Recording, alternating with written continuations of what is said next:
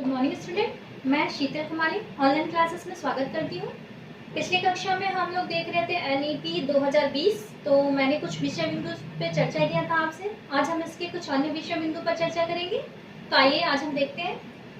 पिछली कक्षा में मैंने बताया था कि कक्षा 6 तक के बच्चे किसी भी कंपनी में जाके वो इंटर्नशिप ले सकते हैं। साथ ही साथ उन्हें उनकी इंटर्नशिप की सर्टिफिकेट भी दी जाएगी और वो कंप्यूटर कोडिंग वगैरह भी सीख पाएंगे।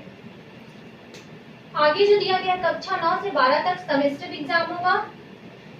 नॉर्मली जो होता था ईयर वाइज एग्जाम प्रणाली हमने देखा है कि होता था, साल में एक बार एग्जाम होती थी, परंतु अब कक्षा 9 से लेकर 12 तक के बच्चों के सेमेस्टर वाइज एग्जाम होंगे, अर्थात 6-6 महीना पे एग्जाम परीक्षा होगा और उन सभी में पास होना जरूरी है।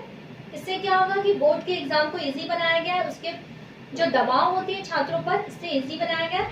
सेमेस्टर के एग्जाम के नंबर भी उसके जो वार्षिक परीक्षा के फल है उसमें वो जोड़े जाएंगे। और हमने देखा गया कि 11th में जो होता था, कक्षा 11वीं के जो मार्क्स होते थे वह 12th में नहीं ऐड होते थे।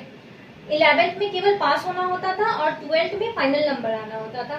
तो इसमें भी जो 12th की बोर्ड एग्जाम है वो बहुत ज़्यादा कठिन हो जाती थी, तो इसे भी इजी बनाया गया है, अर्थात 12th में सेमेस्टर वाइज का होगा और उस सेमेस्टर के सभी अंक उसके फाइनल रिजल्ट में जोड़े जाएंगे। इसमें छात्रों के व्यवहार, एक्स्ट्रा करिकुलम एक्टिविटी पर विशेष ध्यान दिया जाएगा और जो छात्रों को अंक दिया जाएगा वह केवल उसका विषय बिंदु या विषय से संबंधित ना होकर उसमें उसके व्यवहार, क्लासरूम में जो उसका व्यवहार है, classroom environment, classroom behaviour, extra activities, वह अपने सत्र में कितने पाठ्य से संबंधित क्रियाओं को करता है, इन सभी को भी देखा जाएगा और इसका भी आकलन कर अंक दिया जाएगा। सारी बातों को भी ध्यान में रखकर रिजल्ट तैयार किया जाएगा। तो ये सारी बातें उसके प्रोजेक्ट वर्क, उसके असाइनमेंट, उसके एक्स्ट्रा एक्टिविटीज, उसके साथ संबंधित क्रियाएं सभी को देखकर उसका फाइनल अंक प्रमाण पत्र तैयार किया जाएगा। और जब सेमेस्टर वाइज एग्जाम होगा तो सेमेस्टर में जो उसे अंक दी जाएगी वह ग्रेड वाइज होगी। रिपोर्ट कार्ड 360 डिग्री असाइनमेंट के आधार पर तैयार किया जाएगा। रिपोर्ट का 360 डिग्री असाइनमेंट की बात की गई, आकलन की बात की गई, अर्थात छात्रों का जो रिपोर्ट कार्ड तैयार किया जाएगा वो 360 डिग्री का होगा। अब उसे केवल शिक्षक ही अंक नहीं देंगे, साथ ही साथ उसके सहपाठी भी उसे अंक देंगे और वह स्वयं भी अपने आप को अंक देगा और शिक्षक भी अंक देगा। तो इन सभी तीनों के अंकों को जोड़कर उसका फाइनल रिपोर्ट बनाया जाएगा, उसका फाइनल अंक प्रमाण पत्र बनाया जाएगा। उसके साथ ही उसको ग्रेड देंगे, वह स्वयं को ग्रेड देगा और शिक्षक भी उसके सारे क्रियाओं के आधार पर और उसके परीक्षा के आधार पर, विषय परीक्षा के आधार पर उसे अंक देगा और ये तीनों के अंकों को जोड़कर एक रिपोर्ट कार्ड तैयार किया जाएगा। तो यह इस रिपोर्ट कार्ड को 360 डिग्री का रिपोर्ट आकलन कहते हैं या असाइनमेंट कहेंगे, असेसमेंट कहेंगे। कट ऑफ एडमिशन नहीं मिलने तो कैट देकर यूजी में एडमिशन ले सकता है।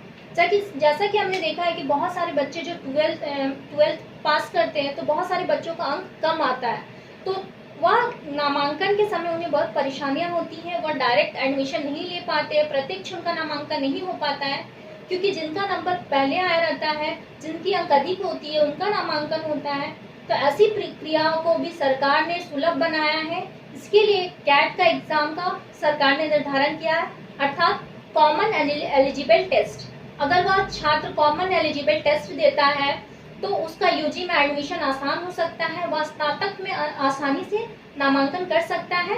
इसके लिए उसके जो बोर्ड के एग्जाम है, 12th बोर्ड के एग्जाम का अंक, साथ ही साथ कॉमन एलिजिबल टेस्ट कैट के एग्जाम, दोनों के अंकों को जोड़कर मेरिट तैयार किया जाएगा और उस आधार पर उसे यूजी में एडमिशन आसानी से मिल जाएगा। साथ ही साथ जो कैट का मैंने बता दिया उसकी यूजी 3 और 4 ईयर में बांटी गई है, अर्थात जो स्नातक के हम लोग करते हैं सामान्यतः हम लोग 3 वर्षों का करते थे, परंतु यह 3 से 4 वर्षों का हो गया है।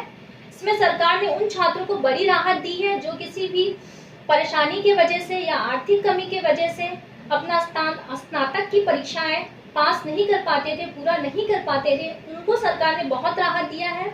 अर्थात अगर कोई छात्र पार्ट 1 का एग्जाम देता है, स्नातक की पहले ही साल का एग्जाम देता है और वह फिर छोड़ देता है अपनी पढ़ाई, तो सरकार उसे एक सर्टिफिकेट देगी, एक 1 ईयर उसे सर्टिफिकेट दिया जाएगा।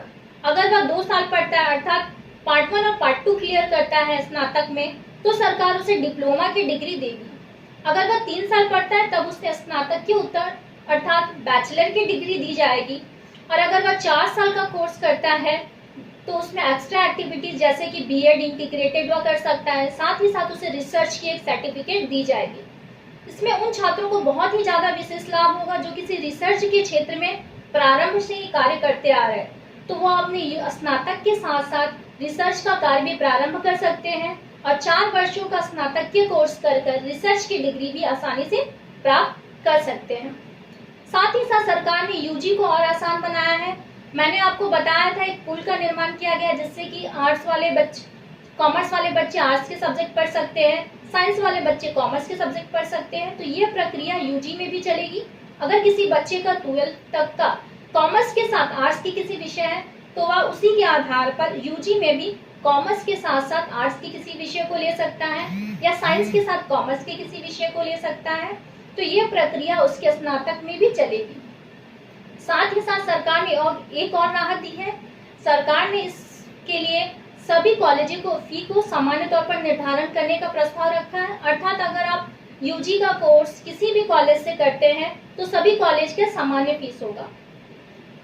सरकार ने 2020 के शिक्षा नीति को लागू करने के लिए एक बिल पास की गई है जो अभी संसद में पेश हो गई है और एक कमेटी का गठन किया गया है और अगले सत्र में अर्थात 2021 के सत्र में 21-22 की जो सत्र आएगी ये +2 की या जो नई कक्षाएं होगी 21-22 सत्र 9-10 का, तो उन सभी में इस नई शिक्षा नीति को लागू की जाएगी।